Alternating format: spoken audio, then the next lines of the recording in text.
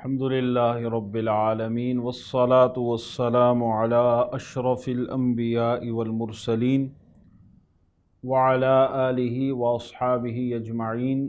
وعلی من تبعہم بإحسان الی یوم الدین۔ سامعین و ناظرین، سیرت النبی صلی اللہ تعالی علیہ وسلم کے عنوان پر ایک نئے درس کے ساتھ ہم آپ کی خدمت میں حاضر ہیں۔ گزشتہ درس میں جنگ احد کا کچھ ذکر کیا گیا۔ اس جنگ میں صحابہ کرام علیہم رضوان نے شجاعت اور بہادری کے جوہر دکھائے۔ ان بہادری اور شجاعت کے جوہر دکھانے والے صحابہ میں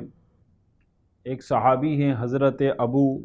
دجانہ رضی اللہ تعالی عنہ۔ یہ صحابی بڑے ہی خوش نصیب صحابی ہیں۔ حضور علیہ الصلاۃ والسلام کے دست مبارک میں ایک تلوار تھی جس پر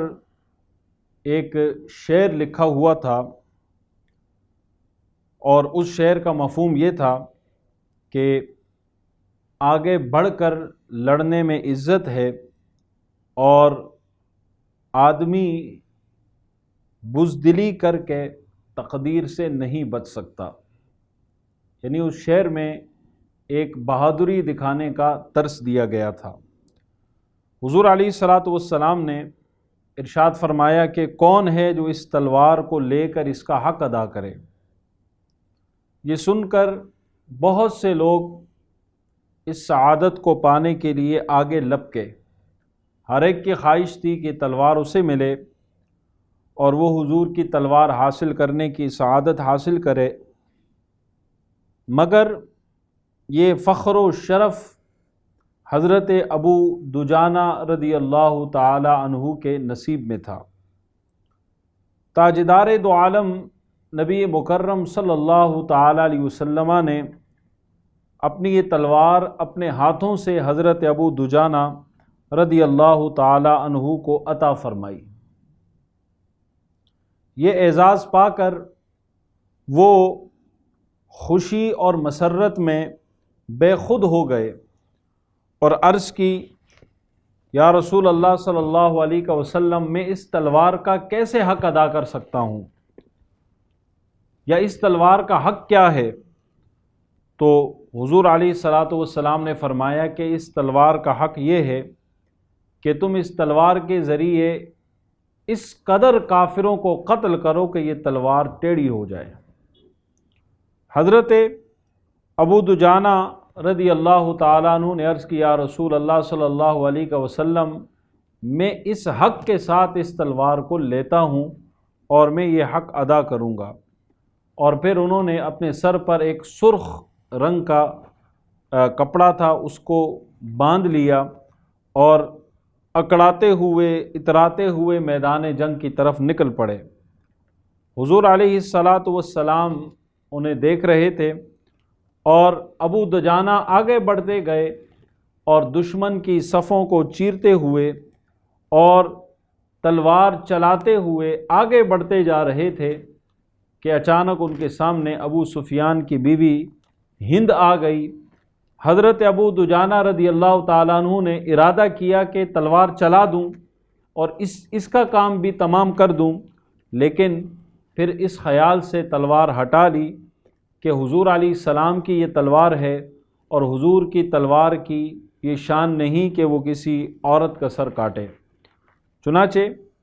حضرت ابو دجانہ کی طرح حضرت حمزہ اور حضرت علی بھی دشمنوں کی صفوں میں گھس گئے اور کفار کا قتل عام شروع کیا۔ حضرت حمزہ رضی اللہ تعالیٰ عنہ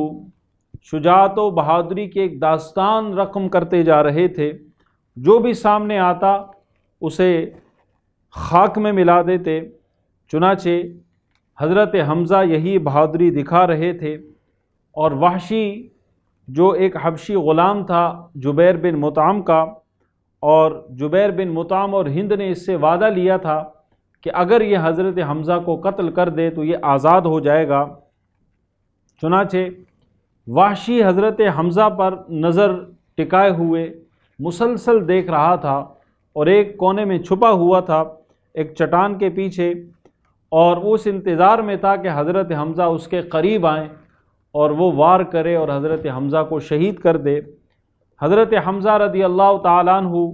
دشمنوں کا قتل عام کر رہے تھے، کفار کا۔ لڑتے لڑتے حضرت حمزہ رضی اللہ تعالیٰ عنہ اس کے قریب آئے۔ جب اس کے قریب پہنچے تو وہ چونکہ پہلے سے ہی طاق میں بیٹھا تھا، تو اس نے اپنا نیزہ زور سے پھینکا، زور سے مارا، اور وہ نیزہ حضرت حمزہ رضی اللہ تعالی عنہ کے ناف میں جا لگا اور وہ پشت سے پار ہو گیا۔ اس حال میں بھی حضرت حمزہ رضی اللہ تعالی عنہ تلوار لے کر دشمنوں کی طرف بڑھے انہیں قتل کرنے کے لیے، لیکن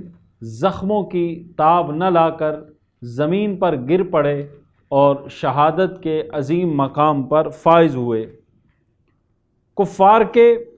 علمبردار خود کٹ کٹ کر گرتے جا رہے تھے، ان کا جھنڈا گرنے نہیں پاتا تھا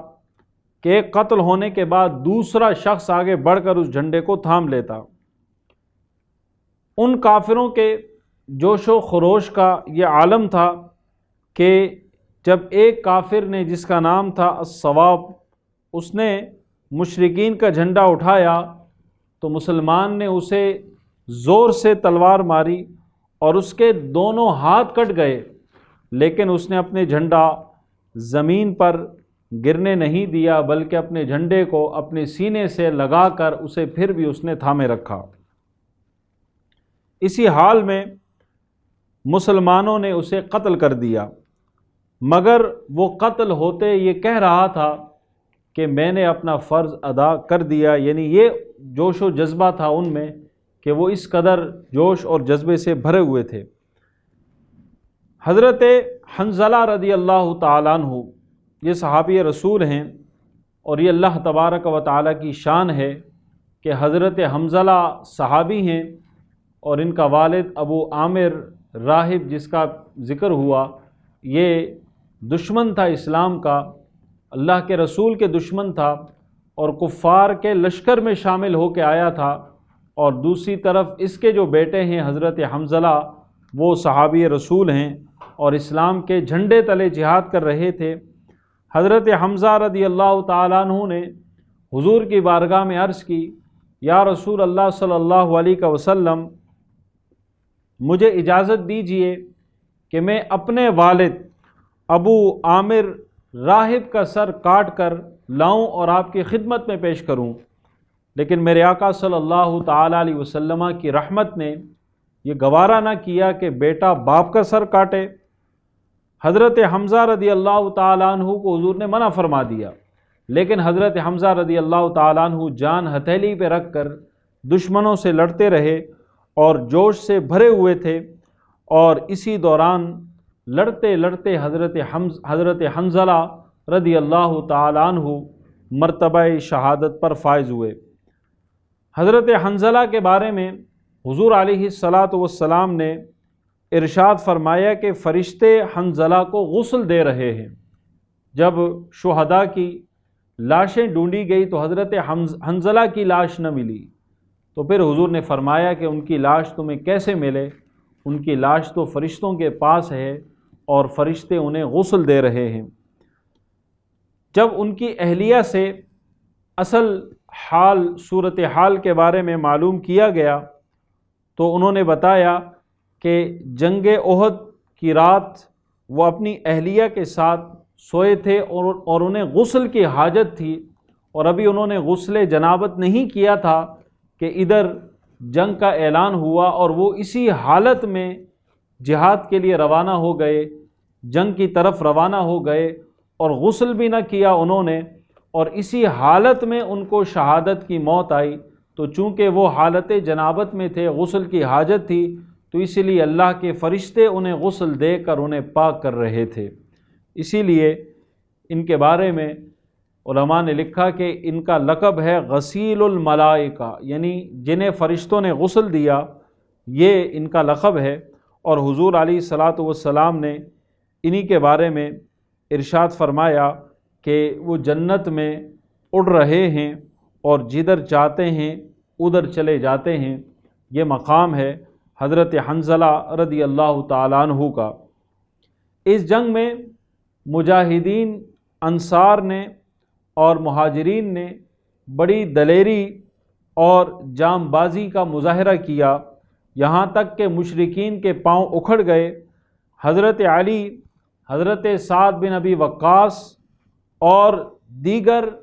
جو مجاہدین تھے، حضور کے جانثار صحابہ تھے، ان کے حملوں نے کفار کی کمر توڑ دی، ان کے پاؤں اکھاڑ دیے، اور کفار کے تمام علمبردار ایک ایک کر کے کٹ رہے تھے اور ان کو شکست ہو رہی تھی، وہ بھاگ رہے تھے، اور ان کی عورتیں اشعار گا گا کر انہیں واپس لانے کی کوشش کر رہی تھی، لیکن ان کے اندر اتنی ہمت نہیں بچی تھی کہ وہ مسلمانوں کا سامنا کر سکیں۔ مسلمان غالب آتے جا رہے تھے، لیکن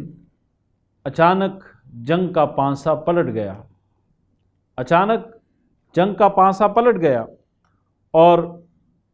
جب مسلمان غالب آ رہے تھے، مسلمان فاتح ہو رہے تھے، تو یہ دیکھ کر وہ 50 تیر انداز جو حضور علیہ السلام نے درے پر مقرر کیے تھے اور انہیں حکم دیا تھا کہ یہاں سے نہ ہٹنا، ہم غالب آئیں یا مغلوب آئیں، تم نے یہاں سے نہیں ہٹنا جب تک کہ میرے پاس سے کوئی شخص تمہارے پاس نہ آئے۔ لیکن وہ تیر انداز صحابہ، انہوں نے جب دیکھا کہ مسلمان غالب آ رہے ہیں اور مسلمان جیت رہے ہیں، تو انہوں نے آپس میں ایک دوسرے سے کہا کہ چلو ہم بھی مال غنیمت لینے میں حصہ لیں، ہمیں یہ جگہ چھوڑ دینی چاہیے۔ یہ کہہ کر حضرت عبداللہ بن جبیر جو ان کے افسر تھے،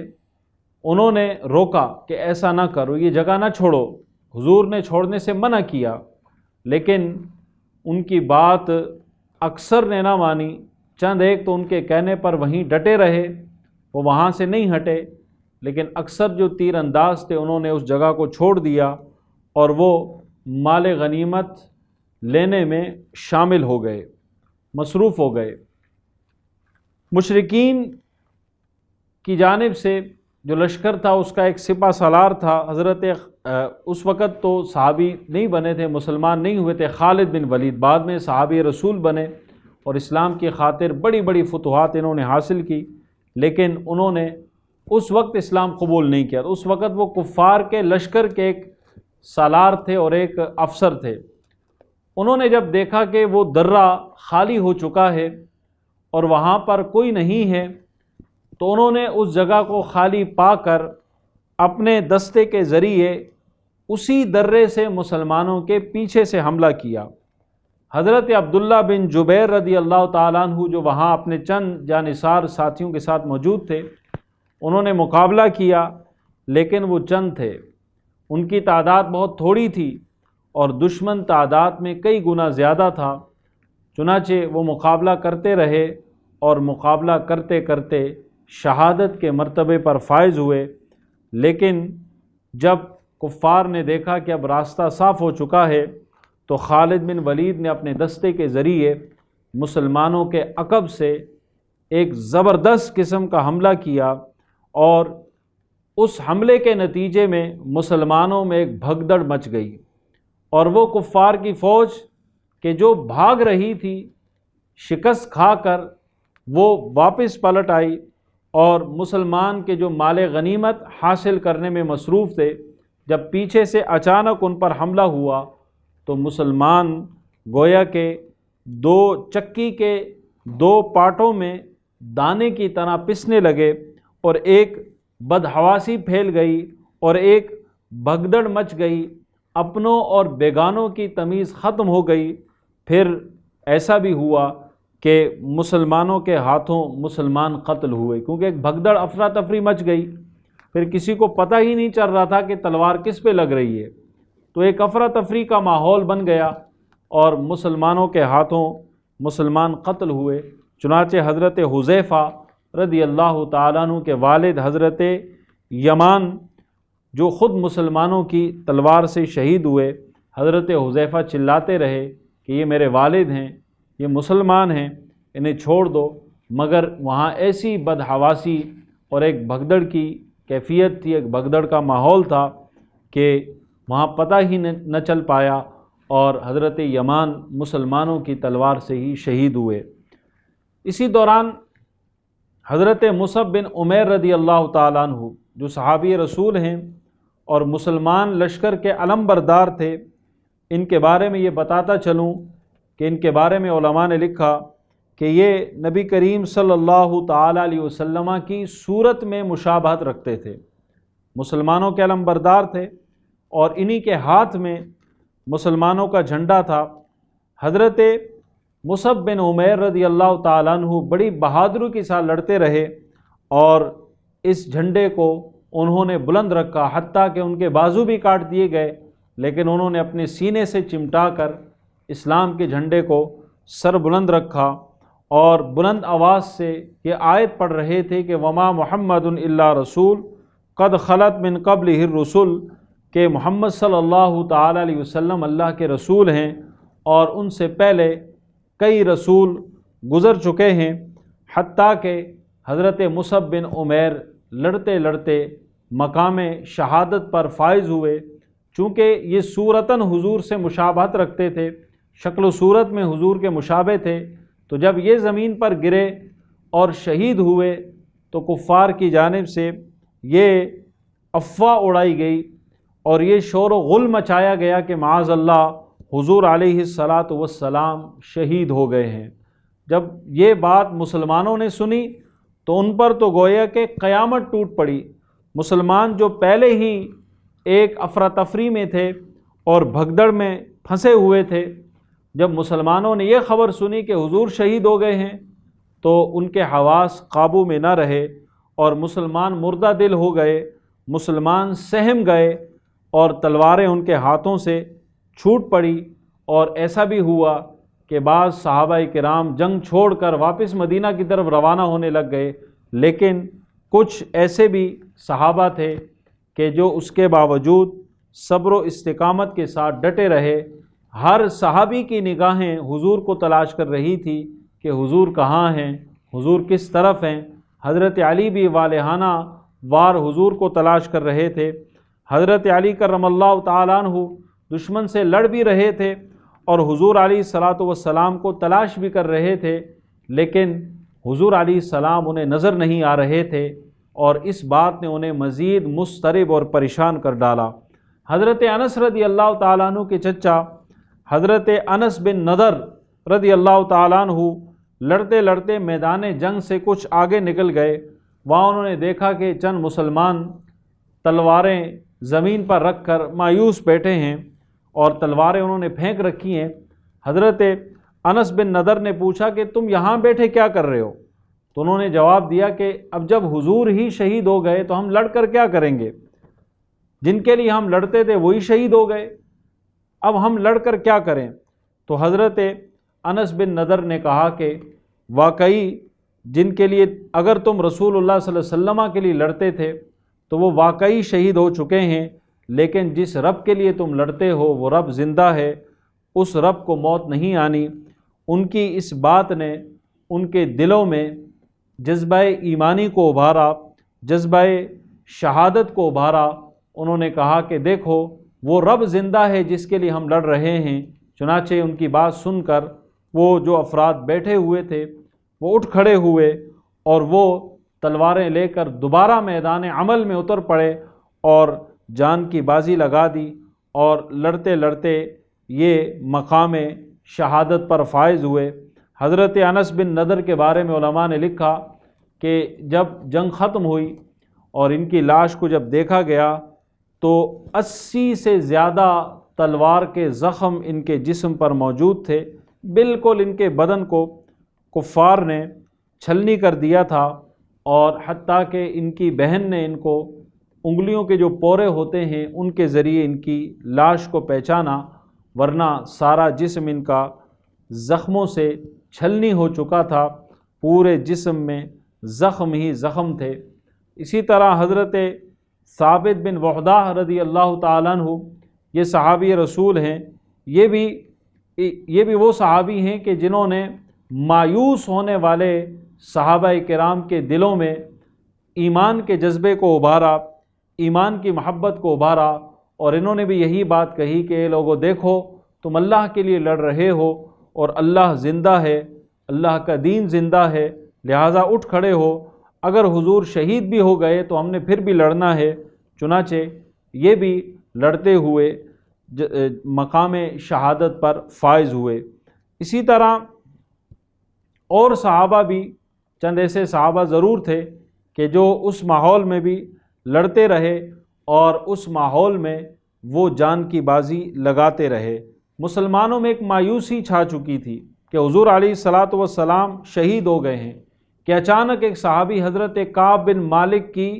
خوش نصیب نگاہوں نے حضور کا دیدار کر لیا۔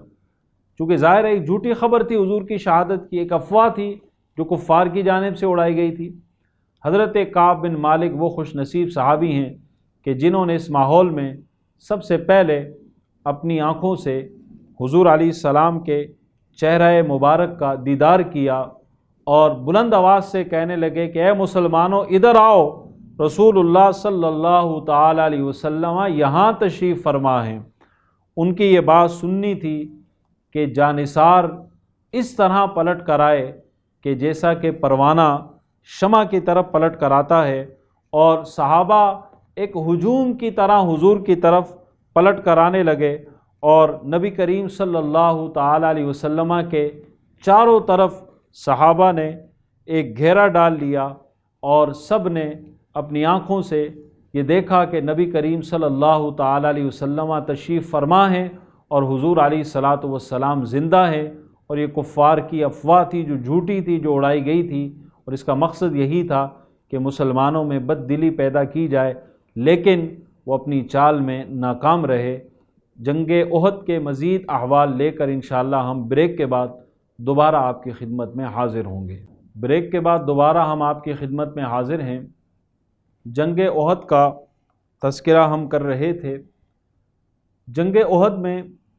صحابہ کرام نے شہادتیں پائی۔ ان شہید ہونے والے صحابہ میں ایک صحابی ہیں حضرت زیاد بن سکن رضی اللہ تعالیٰ عنہ۔ ان کی شہادت کا واقعہ بڑا ہی ایمان افروز ہے، اور انہوں نے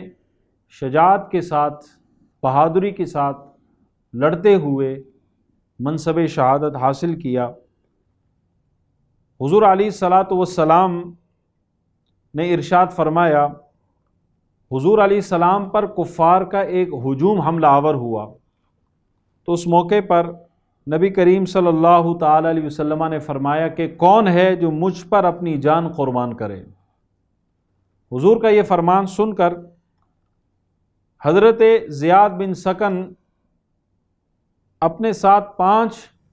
انصاری صحابہ کو لے کر آگے بڑھے، اور ان سب نے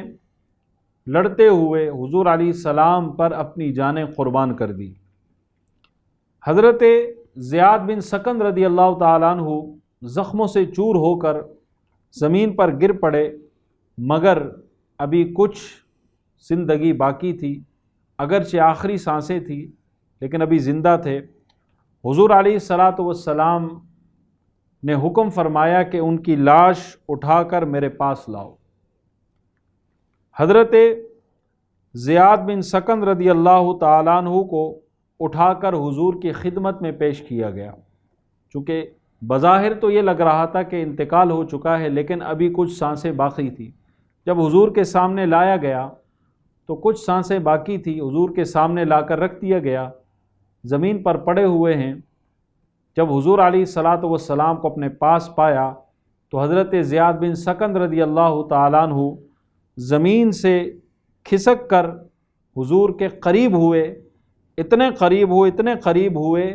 کہ اپنا منہ حضور علیہ السلام کے قدموں میں رکھ دیا، اور اسی حالت میں ان کی روح پرواز ہو گئی۔ اللہ اکبر۔ حضرت زیاد بن سکن رضی اللہ تعالیٰ عنہ کی اس موت پر ہزاروں زندگیاں قربان ہوں کہ اللہ تبارک و تعالیٰ نے اس قدر حسین اور خوبصورت خاتمہ انہیں عطا کیا کہ روح بھی جسم سے جا رہی تھی اور ساتھ ساتھ روح جسم سے جدا ہو رہی تھی، اور ادھر آنکھوں سے چہرہ مصطفیٰ کی زیارت بھی ہو رہی تھی۔ اس طرح حضرت زیاد بن سکن رضی اللہ تعالیٰ عنہ نے شہادت کا مقام پایا، شہادت کا مرتبہ پایا۔ اسی دوران جب گھمسان کی لڑائی جاری تھی اور دونوں لشکر آپس میں دست و گریباں تھے، اسی دوران ایک صحابی جو بڑے آرام سے کھجوریں کھا رہے تھے، اور وہ ایک دم آگے بڑھے اور حضور علیہ السلام کی خدمت میں انہوں نے عرض کی کہ اگر میں شہید ہو جاؤں تو میرا ٹھکانہ کہاں ہوگا؟ تو میرے آقا صلی اللہ تعالیٰ علیہ وسلم نے فرمایا کہ اگر تم شہید ہو جاؤ تو تم سیدھا جنت میں جاؤ گے۔ جب یہ بشارت سنی تو وہ صحابی گویا کہ ایمان کے نشے میں مست ہو گئے، اور انہوں نے وہ کھجوریں وہیں پھینکی اور دوڑ کر تلوار لے کر دوڑتے ہوئے کفار کے ہجوم میں داخل ہو گئے۔ کفار کے دل دہل گئے ان کی شجاعت دیکھ کر، اور لڑتے لڑتے منصب شہادت پر فائز ہوئے۔ ایک اور صحابی جن کی شہادت کا واقعہ بڑا ہی ایمان افروز ہے، وہ ہیں حضرت عمر بن جموح انصاری رضی اللہ تعالیٰ عنہ۔ یہ صحابی ایسے تھے کہ جو لنگڑا کر چلتے تھے، یعنی چلنے میں ان کے جو پاؤں تھے اس میں لنگڑاتے تھے یہ۔ تو یہ گھر سے جب نکلے تھے تو انہوں نے یہ دعا کی تھی اللہ کی بارگاہ میں کہ یا اللہ مجھے اپنے اہل و عیال، مجھے میدان جنگ سے اپنے اہل و عیال میں واپس آنا نصیب نہ کرنا۔ اور آپ دیکھیے کہ یہ خود بھی جہاد کے لیے جا رہے ہیں اور ایسی دعا مانگ کے جا رہے ہیں کہ عرض کر رہے ہیں کہ یا اللہ مجھے واپس اپنے اہل و عیال میں آنا نصیب نہ کرنا۔ اور ساتھ ساتھ ان کے 4 فرزند وہ میدان جہاد میں موجود تھے، 4 بیٹے موجود ہیں میدان جہاد میں، اور خود بھی جا رہے ہیں،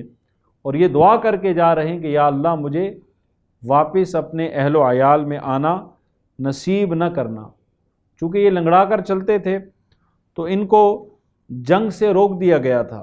چونکہ ایک معذوری تھی تو روک دیا گیا تھا، لیکن انہوں نے گڑ گڑا کر رو رو کر حضور کی بارگاہ میں درخواست کی، عرض کی، اور عرض کی یا رسول اللہ صلی اللہ علیہ وسلم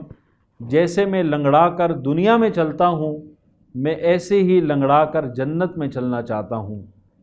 بہشت بری کے باغات میں چلنا چاہتا ہوں، تو مجھے اجازت دیجیے۔ حضور علیہ السلام ان کی بات حضور کے دل پر اثر کر گئی، اور حضور علیہ السلام نے ان کے اس جذبے کو دیکھا، ان کی گریہ زاری تضرع کو دیکھا، اور ان کی اس خواہش کو دیکھا، تو میرے آقا صلی اللہ تعالیٰ علیہ وسلم نے ان کو اجازت دی، اور یہ خوشی سے اچھل پڑے، اور اجازت ملنے کے بعد یہ تلوار لے کر کفار کے لشکر میں گھس گئے۔ اور علماء نے لکھا کہ صحابہ کرام بیان کرتے ہیں کہ حضرت عمر بن جموح الانصاری جب کفار کے ہجوم میں جا رہے تھے تو ان کی زبان پر یہ کلمات تھے، یہ جملے تھے کہ اے لوگو میں جنت کا مشتاق ہوں، میں جنت کا طلبگار ہوں، اور میں جنت لینے کے لیے جو ہے وہ میدان جنگ میں اترا ہوں۔ اور یہ چونکہ لنگڑا کر چلتے تھے تو ان کے بیٹے ان کو سہارا دے رہے تھے، اور یہ سہارے کے ساتھ جو ہے وہ میدان جہاد میں مصروف تھے، اور لڑتے لڑتے یہ جو ہے وہ شہادت کے مرتبے پر فائز ہوئے۔ جب لڑائی ختم ہو گئی تو ان کی اہلیہ حضرت ہند جو ہے وہ میدان جنگ میں آئی، اور ان کی لاش کو واپس گھر لے جانے کے لیے ان کی لاش اور ان کے اپنے بھائی کی لاش اور اپنے بیٹے کی لاش گھر لے جانے کے لیے انہوں نے تینوں لاشوں کو اونٹ پر رکھا، اور یہ گھر لے جانا چاہتی تھی، لیکن حضرت عمر جموح انصاری کی لاش جس اونٹ پر تھی وہ ایک قدم بھی آگے نہیں بڑھا، بہت کوشش کی گئی اسے چلانے کی، لیکن وہ اونٹ اس نے ایک قدم بھی نہیں اٹھایا اور وہ واپس میدان احد کی طرف بھاگ جاتا۔ اسے مدینے کی طرف لانے کی کوشش کی جاتی، لیکن وہ دوبارہ جنگ احد کی طرف بھاگ جاتا۔ تو جب حضور علیہ الصلاۃ والسلام سے جب یہ سارا ماجرا عرض کیا گیا کہ یا رسول اللہ اونٹ تو وہاں جانے کو تیار نہیں، تو میرے آقا صلی اللہ تعالی علیہ وسلم نے ان کی اہلیہ سے فرمایا کہ یہ بتاؤ کہ انہوں نے گھر سے نکلتے وقت کیا کچھ کہا تھا؟ تو ان کی اہلیہ نے کہا کہ ہاں وہ گھر سے نکلے تھے تو انہوں نے یہ اللہ کی بارگاہ میں دعا کی تھی کہ یا اللہ مجھے میدان جنگ سے اپنے اہل و عیال میں واپس آنا نصیب نہ کرنا۔ آپ نے فرمایا کہ یہی وجہ ہے کہ اونٹ جو ہے وہ مدینہ کی طرف جا نہیں رہا،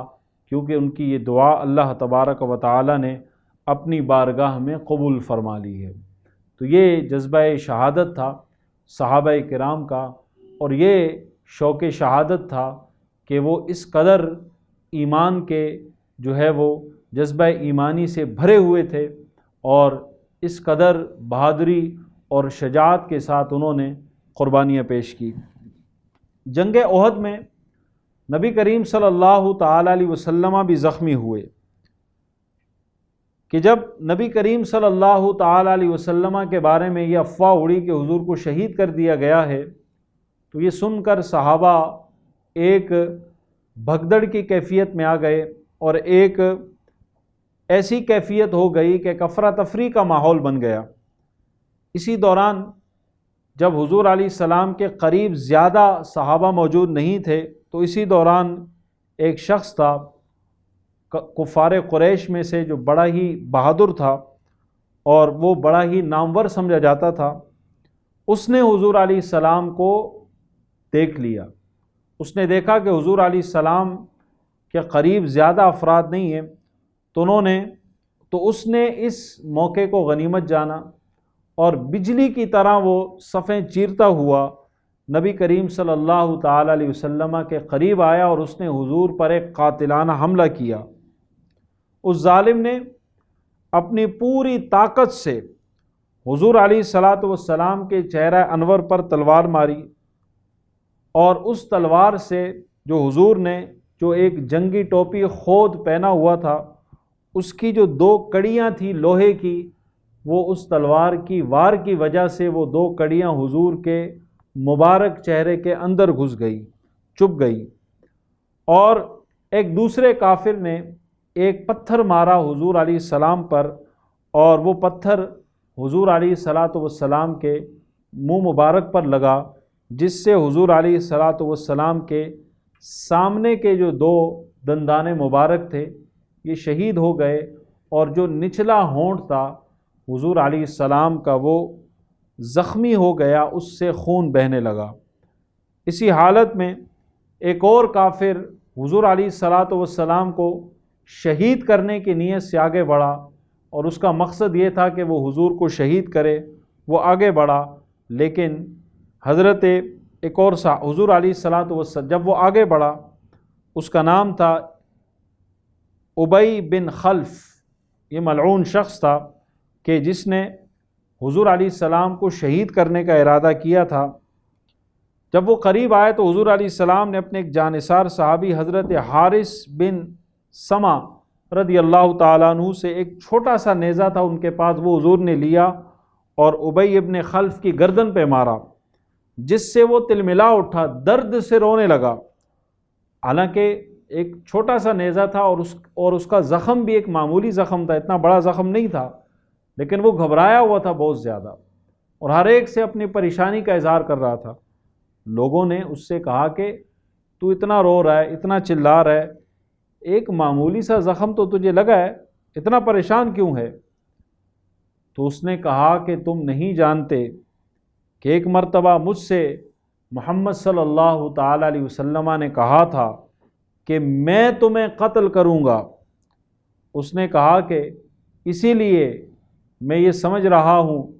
کہ یہ زخم تو بڑا ہی چھوٹا ہے۔ اس نے کہا کہ اگر وہ مجھ پر تھوک دیتے تو میں سمجھتا کہ میں ہلاک ہو گیا۔ تو وہ گھبرانے لگا، اور اس واقعے کے بعد ابی بن خلف نے ایک گھوڑا پالا جس کا نام اس نے، یہ جو واقعہ تھا کہ حضور علیہ السلام نے اس کے بارے میں جو کہا تھا کہ میں اسے قتل کروں گا، اس کی وجہ یہی تھی کہ اس نے گھوڑا پال رکھا تھا، اور وہ روزانہ اس گھوڑے کو چراتا اور کہتا کہ میں اس پر سوار ہو کر محمد صلی اللہ علیہ وسلم کو قتل کروں گا۔ جب حضور کو اس بات کی اطلاع ہوئی تو حضور نے فرمایا کہ وہ مجھے نہیں قتل کرے گا بلکہ میں اسے قتل کروں گا۔ چنانچہ وہ اپنے اسی گھوڑے پر سوار ہو کر احد کے میدان میں آیا، اور پھر یہ واقعہ پیش آیا، اور وہ نیزے کا زخم کھا کر بے قرار ہوا، تڑپتا رہا، تل ملاتا رہا، یہاں تک کہ